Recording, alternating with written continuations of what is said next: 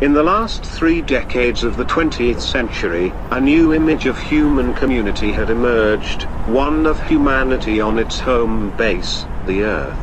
This image began to function as a complementary image to the nation-state. It was a project about exploring carbon flows on a big data scale on the Earth, and considering specifically how the carbon flows through the so-called anthroposphere. So this sphere that is significantly different from other spheres like the lithosphere, the pedosphere, the hydrosphere, because it pertains to human activities.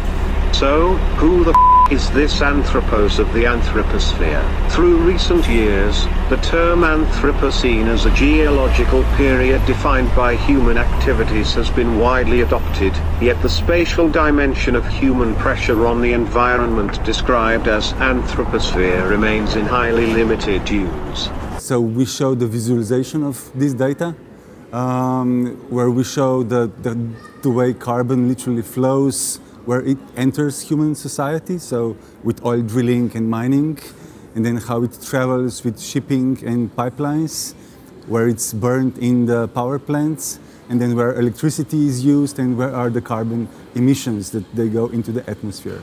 So in this context, we wanted to show the way literally carbon, as one of the main polluters, flows through the society, and how this flow is different from any other carbon flows, like in biosphere, like existing natural carbon flows. Actually, the question of carbon flow seems like such an obvious one, right, since we're living in the Anthropocene. But the fact that it is not explored in a way where there would be synthesis between what are matters of fact that science is concerned with, and then matters of care or matters of concern, which is more in the domain of the social fabric, right? So this is a wonderful opportunity to dig in deep enough to actually become aware that there are differences. And also that we as an artist can contribute something to science as well. It's observing ourselves. This is what science usually, especially environmental science, doesn't do. There are many levels of ambition, of course. The first one is just to visualize it. It's enough.